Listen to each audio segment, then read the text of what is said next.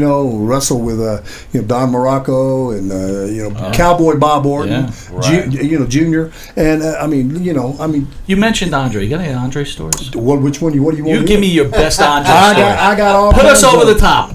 Something outrageous. Come on, Hillbilly. Well, there's a lot of things. All right, the most outrageous of the outrageous. Well, I can tell you. There's a ton of things done. One time, he and I got on an airplane the day after Christmas in Miami, Florida. We were going to Hare Arena in Dayton, Ohio, because we were working. I was working this lovely match where I was making the most money I ever made in my life, and the match was like this. It was me and Andre and Captain Lou Albano versus Big John Studd, King Kong Bundy, and Bobby the Brain Heenan. Nice. We took it to the gardens, every gardens they had anywhere, LA Forum, everywhere. It was great. And I'd get in the ring, do my little, Studd and Bundy would beat the hell out of me because they knew as soon as I tag the big man in, he's going to throw them around like rubber balls. And he'd beat the hell out of me. It was funny. But anyway, one morning we got up after that. It was on Christmas Day we did that, and nothing more depressing, brother, than being Miami on Christmas Day. Old dudes walking around with cigars and white socks up here, and it's 80 degrees. I'm from Kentucky. I want to see snow, right? I don't see no snow. I have to leave my home for that. So anyway, we get up and we both go to the airport, U.S. Air. He makes me sit next to him. Now I'm 315 at that time, whatever, and I'm sitting here on his hair, and he's sitting here, and he said, "Boss, let's have a drink." Okay. I look, okay. Long story to the finish. We drank 56 bottles of those little bit of drinks. We started out with the vodka. Right. From the time they started feeding us to the time it was over. And the girls were mortified. They said, "Y'all drank up here everything." I had 8. Oh my God. I drank 8 and I was shit-faced. 48 for He drank that many.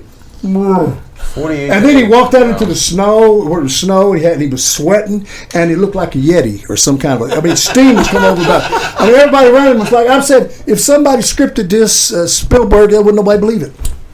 I told the guys in the car, I seen it. I mean, I watched him do it. I drank 8 of them. I mean, he was so big. His ring, his finger was so big. He had a ring that you could drop a silver dollar right through it. Oh, easy. How come you were never on the first WrestleMania card? I got the knee injury. Oh, okay. Oh, I was set to go right there. I got my kneecap. And you went to work with February the 25th, 1985, I got my kneecap kicked right here. My kneecap went right here.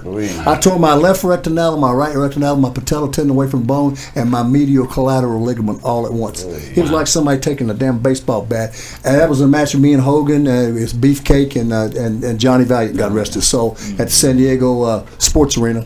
And that put me. I was laying out there in the hospital while that was going on. Did you know who you were scheduled to work with? No, I didn't know. Okay. No. Did you know you're missing a huge payday, though, right? I did know that. Oh, that sucks. I recognize game, right, brother? That's right.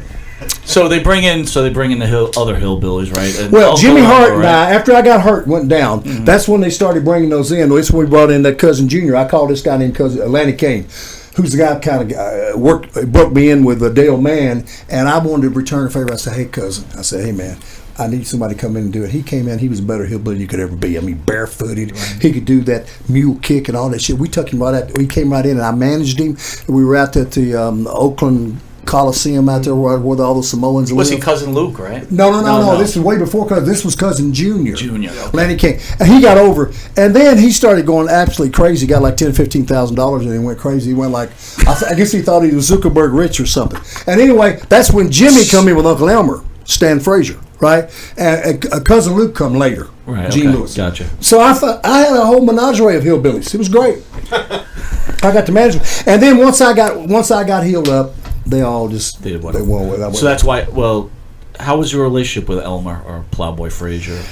He was hard to deal with. Jimmy loved him a lot. I had a lot of hard time. He was just a carnival kind of guy, hard guy to deal with. Cousin Junior, of course, I loved him, and Luke, I loved him.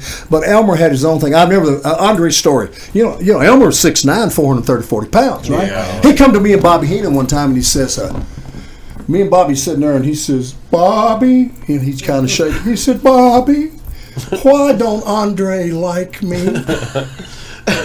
Heenan's, doing, doing the stuff. He got that red. He went, "I don't know." He said, "How do you know he didn't like it?" He said, "Because he told me so." and Bobby said, "Well, good luck with that. I want to be you." But he ran off, and we heard him say that because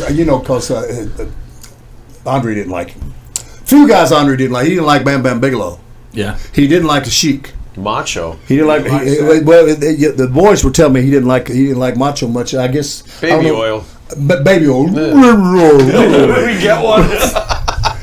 Hey, I asked him one time. I asked Andre one time. He'd been going to Japan wrestling Giant Baba, and the Giant Baba was talking some smack about Andre and Andre wrestling one time. And Andre said to him, and I said, did you go back? He said, yeah, I wouldn't finally work for him. He said we had a big match. He said he tried to do some stuff. He said I suplexed him. I said what happened on that deal? He said coma. I put him in a coma.